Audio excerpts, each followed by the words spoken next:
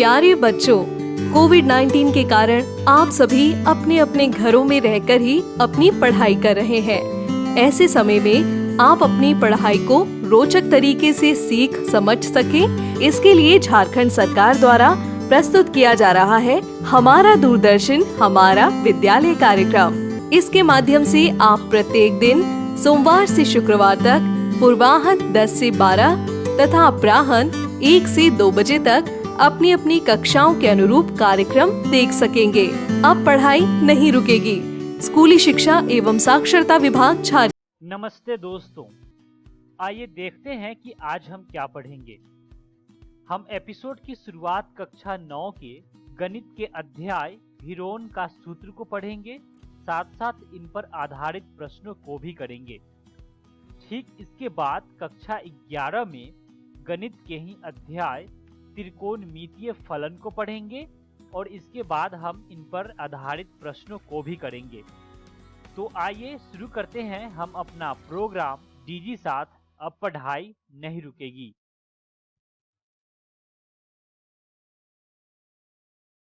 नमस्कार दोस्तों, आज हम कक्षा 9वीं की गणित का अध्याय 12 पढ़ने वाले हैं, जिसका नाम है हीरोन का सूत्र। इस अध्याय को हमने 4 भाग में बांटा है। आज हम हीरोन का सूत्र का भाग 1 पढ़ने वाले हैं।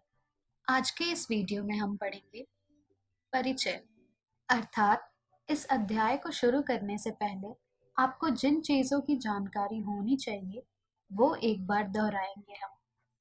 तो चलिए आगे बढ़ते हैं और शुरू करते हैं हम हमारा आज का भाग। इस अध्याय में सबसे मुख्य 2 चीजें हैं, परिमाप और क्षेत्रफल। आइए जानते हैं कि क्या होते हैं ये। स्क्रीन पर आपको जो 2 आकृति दिख रही है, इनमें से एक है वर्ग और दूसरा है आयत। इन आकृतियों को चारों ओर से घेरने वाली रेखा की लंबाई को हम कहते हैं परिमाप। अर्थात परिमाप क्या होता है? किसी आकृति, क्षेत्र आदि को चारों ओर से घेरने वाली रेखा की लंबाई परिमाप होती है। चलिए अब हम बढ़ते हैं क्षेत्रफल की तरफ। इन आकृतियों में आपको जो रंगीन भाग दिख रहा है वो है हमारी आकृति का क्षेत्रफल। अर्थात क्षेत्रफल क्या होता है? किसी ज्यामितीय आकृति द्वारा समतल पर घेरे जाने वाला स्थान के माप को आकृति का क्षेत्रफल कहते हैं। चलिए अब हम आयत और वर्ग के परिमाप और क्षेत्रफल के सूत्र को दोहराते हैं। आयत का क्षेत्रफल होता है लंबाई गुने चौड़ाई। आयत का परिमाप होता है 2 गुने लंबाई योग चौड़ाई। वर्ग का क्षेत्रफल होता है भुजा गुने भुजा और वर्ग का परिमाप होता है 4 गुने भुजा। चलिए अब हम बढ़ते हैं त्रिभुज की तरफ।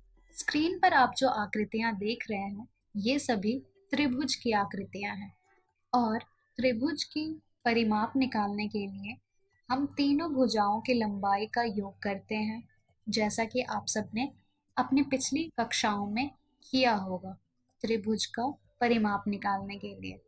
और त्रिभुज का क्षेत्रफल हमें मिलता है 1/2 गुणे आधार गुणे ऊंचाई को हल करके ज्ञात कर सकते हैं। अभी तक त्रिभुज का क्षेत्रफल निकालने के लिए हम इस सूत्र का प्रयोग करते हैं। चलिए अब हम इस सूत्र पर आधारित कुछ प्रश्न हल करते हैं।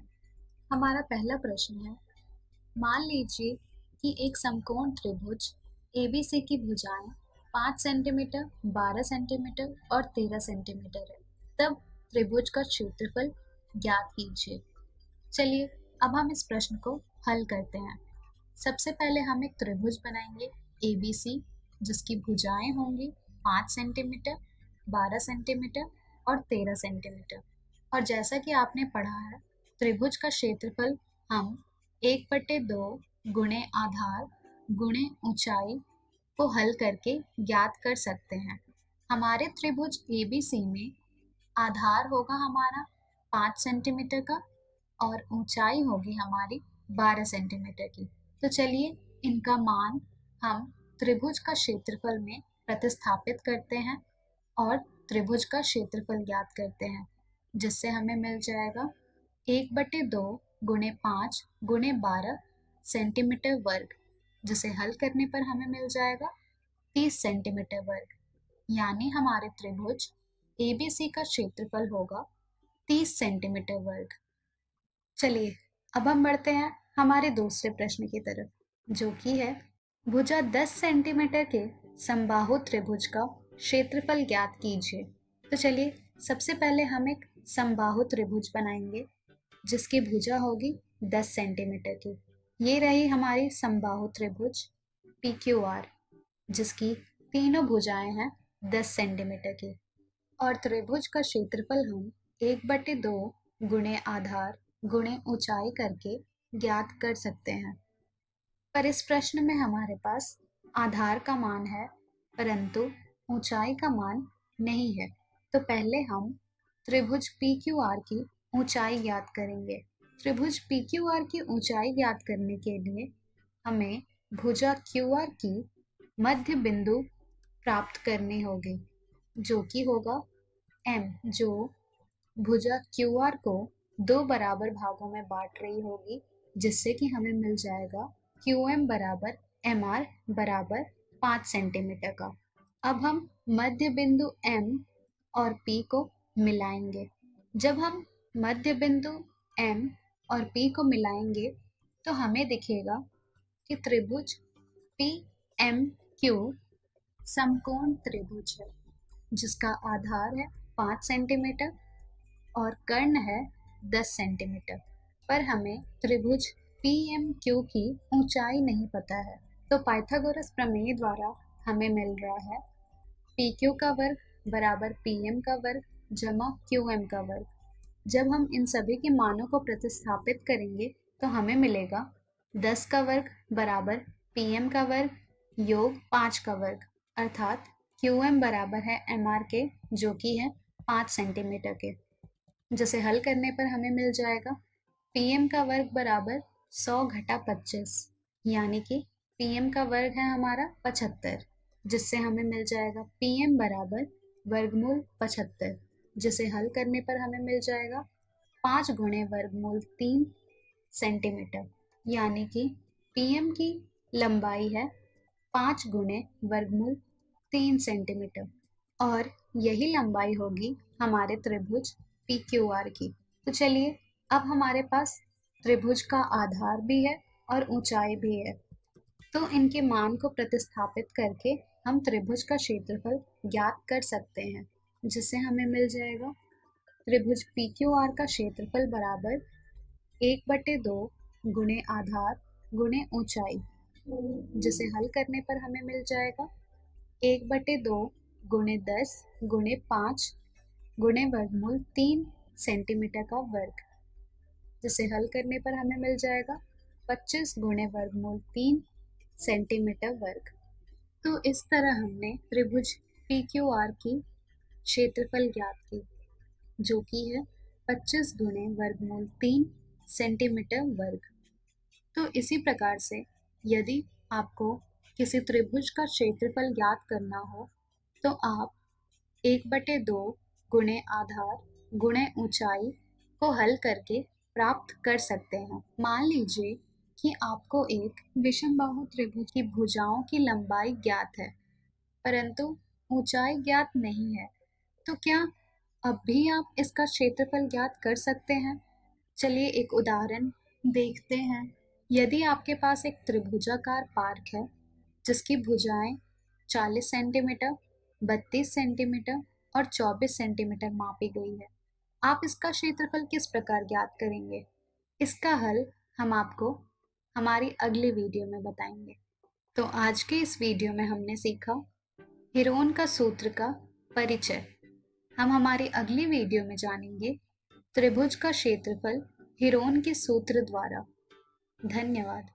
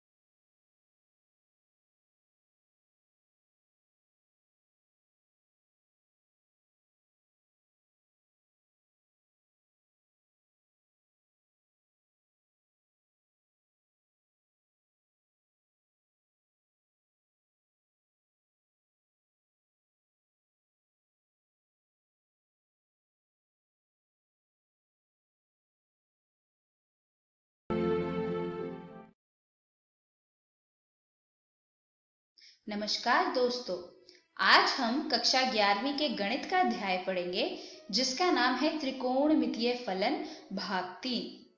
तो चलिए देखते हैं आज की वीडियो में हम क्या सीखने वाले हैं। हम पढ़ेंगे त्रिकोणमितीय फलन और साथ ही में हम पढ़ेंगे त्रिकोणमितीय सर्वसमीकाओं की सूची। तो चलिए शुरू करते हैं आज का लेक्चर त्रिकोणमितीय फलन से। दोस्तों, अब तक हमने ये जान लिया कि हमारे पास 6 त्रिकोणमितीय फलन हैं, यानी कि साइन, कॉस, टैन और साथ ही में उनके पारस्परिक फलन जैसे कि कोसिकेंट, सीकेंट और कॉट। इस चार्ट में हम अलग अलग कोण के लिए साइन, कॉस और टैन के फलन का मान देखेंगे। इनके पारस्परिक फंक्शंस यानी कि रेसिप्रोकल फंक्शंस का मान हम इन्हीं फंक्शन के मान को 1 से भाग करके निकाल सकते हैं। शुरू करते हैं साइन से। दोस्तों, साइन x का 0 डिग्री पर मान 0 होगा। π/6 यानी 30 डिग्री पर साइन x का मान 1/2 होगा। π/4 यानी 45 डिग्री पर साइन x का मान होगा 1/√2। इसी तरह से π/3 यानी कि 60 डिग्री पर साइन x का मान √3/2 होगा। π/2 पर इसका मान 1 है। पाई पर इसका मान 0 हो जाता है। इसी तरह से 3π/2 पर इसका मान -1 और 2π पर इसका मान फिर से 0 हो जाता है। और यदि आप ध्यान दें तो आप ये जान सकते हैं कि sin x का मान 0, 1 और -1 तक जाकर दोबारा 0 पर आ जाता है, यानी कि sin x का मान -1 से 1 के बीच में ही होता है। इसी तरह से अगर आप cos x की बात करें तो cos 0 पर इसका मान 1 होगा। इसी तरह आप cos x का अलग अलग कोण पर मान नोट कर लीजिए। cos π/2 पर इसका मान 0 है, यानी कि जब sin x का मान अधिकतम है तभी cos x का मान न्यूनतम है। इसी तरह से cos π पर cos x का मान -1, cos 3π/2 पर इसका मान 0 और cos 2π पर इसका मान 1 है। दोस्तों, अलग अलग कोण पर tan x का मान निकालना बहुत ही सरल है। किसी एक कोण पर tan x का मान निकालने के लिए हम उसी कोण पर सबसे पहले sin x और cos x का मान निकालेंगे और फिर sin x बटे cos x कर देंगे। जैसे कि tan 0 पर tan x का मान होगा 0। अब ये कैसे आया? sin 0 बराबर 0, cos 0 बराबर 1 और 0/1 = 0। इसी तरह से tan π/6 यानी कि 30 डिग्री पर इसका मान 1/√3 होगा। अब ये कैसे आया? sin π/6 होता है 1/2 और cos π/6 होता है √3/2। अब इन दोनों क्वांटिटीज को अगर हम भाग कर देंगे तो tan x at π/6 बराबर होगा 1/√3। इसी तरह से tan 45 यानी π/4 बराबर 1 होगा। tan π/3 यानी tan 60 बराबर √3 होगा। और इसी तरह से tan π/2 यानी sin π/2 बटे cos π/2 जो होगा 1/0। और हम जानते हैं हम इसे इन्फिनिटी बोलते हैं, यानी नॉट डिफाइंड। इसी तरह से tan π बराबर 0। आप इन सभी फंक्शंस के अलग अलग कोण पर मान नोट कर लीजिए। चलिए आगे बढ़ते हैं। दोस्तों, इस स्लाइड के शीर्षक को हम बाद में समझेंगे। चलिए पहले चतुर्थांश के बारे में पढ़ते हैं। दोस्तों, हमें पता है कि कोऑर्डिनेट एक्सिस यानी कि निर्देशांक अक्ष को हम 4 चतुर्थांश में बांटते हैं। अगर हम पहले चतुर्थांश की बात करें, यानी कि वो चतुर्थांश जिसमें x और y एक्सिस यानी कि दोनों ही अक्षरेखा पॉजिटिव होती हैं, उस चतुर्थांश में सभी त्रिकोणमितीय फलन धनात्मक होते हैं, यानी all trigonometric functions are positive.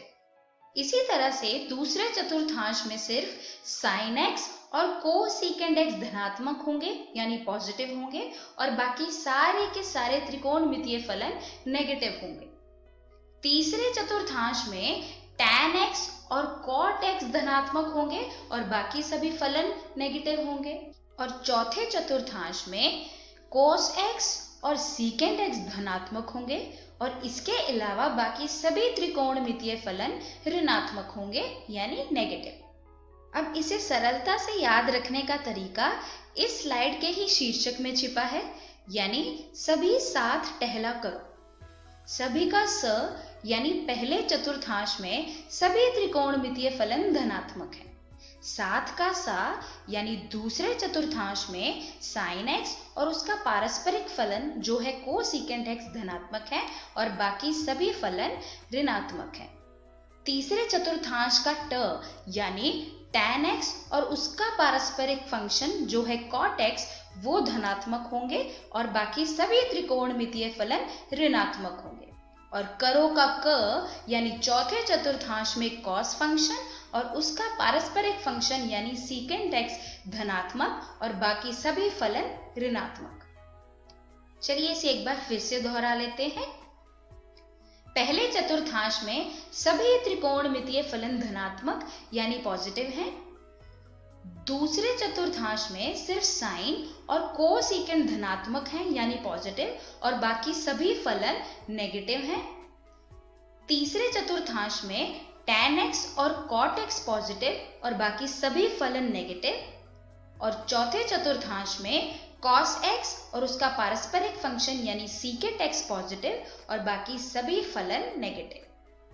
तो चलिए आगे बढ़ते हैं। अगला टॉपिक है त्रिकोणमितीय सर्वसमीकरण। आइए सबसे पहले जानते हैं सम विषम सर्वसमीकरणों के बारे में। दोस्तों क्या आप जानते हैं कि अगर हम cos फंक्शन का कोण नेगेटिव कर दें तो cos फंक्शन के मान में कोई भी बदलाव नहीं आएगा।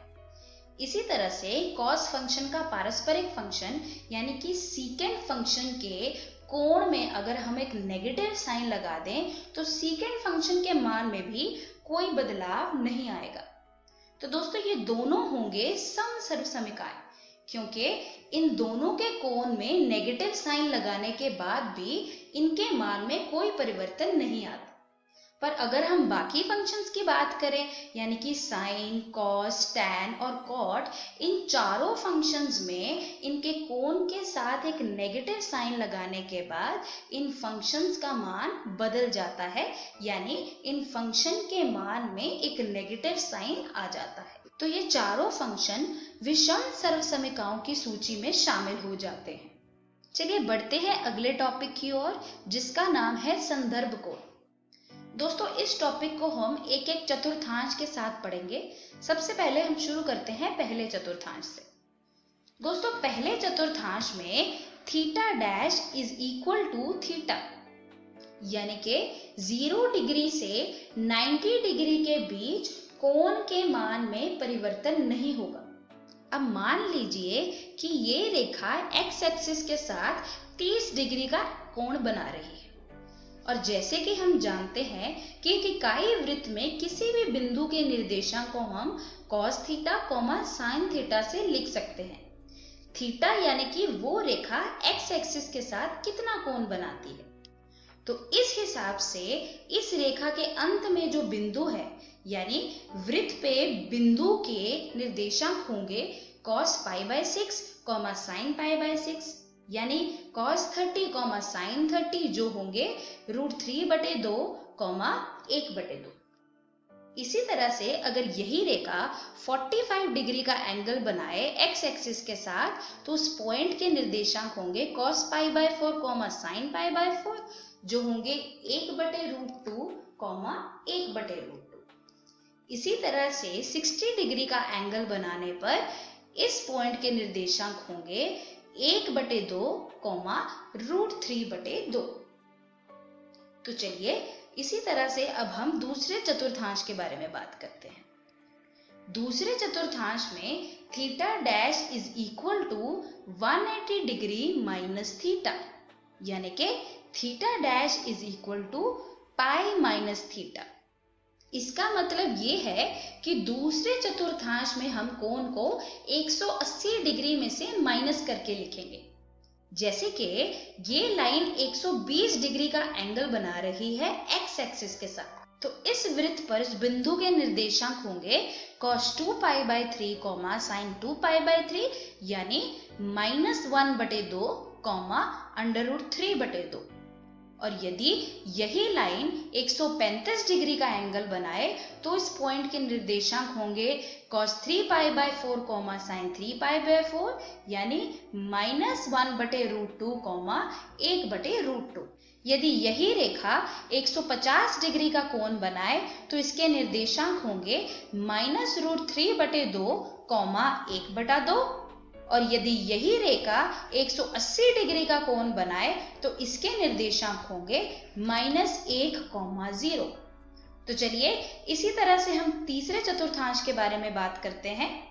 तीसरे चतुर्थांश में कोण का मान होगा थीटा डैश बराबर थीटा प्लस 180 डिग्री, यानी कि थीटा डैश बराबर थीटा प्लस पाई। यानी कि तीसरे चतुर्थांश में हम एंगल को 180 डिग्री से ऐड करके लिखेंगे। जैसे कि ये रेखा पॉजिटिव एक्स एक्सिस के साथ 210 डिग्री का कोण बना रही है, तभी अगर हम वामाव्रित दिशा की बात करें यानी एंटी क्लॉकवाइज डायरेक्शन में चले, और यही रेखा -150 डिग्री का कोण बनाएगी अगर हम दक्षिणावर्त दिशा में जाएं यानी कि क्लॉकवाइज डायरेक्शन में। तो इस हिसाब से 210 डिग्री बराबर -150 डिग्री। आप अगर ध्यान दें तो 210 और 150 का जो सम होगा वो पूरा 360 के बराबर होगा। इसी तरह से इस पॉइंट पर 225 डिग्री बराबर किसके होगी? -135 डिग्री के। और इस पॉइंट पर 240 डिग्री बराबर -120 डिग्री, और इस पॉइंट पर 270 डिग्री बराबर किसके होगी? -90 डिग्री।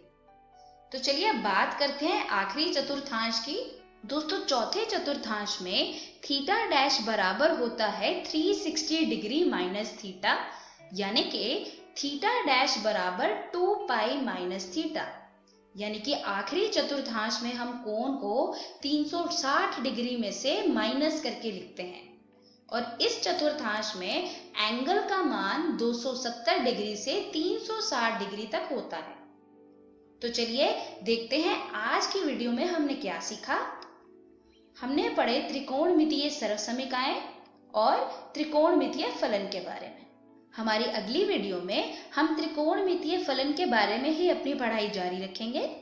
तब तक के लिए सीखते रहिए।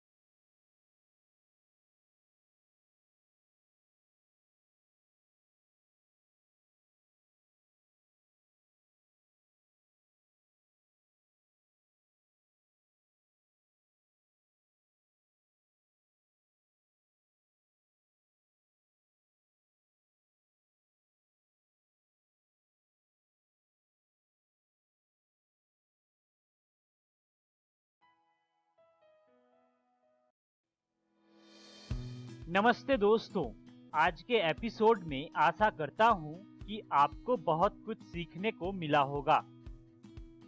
आइए देखते हैं कि आज हमने क्या क्या पढ़ा।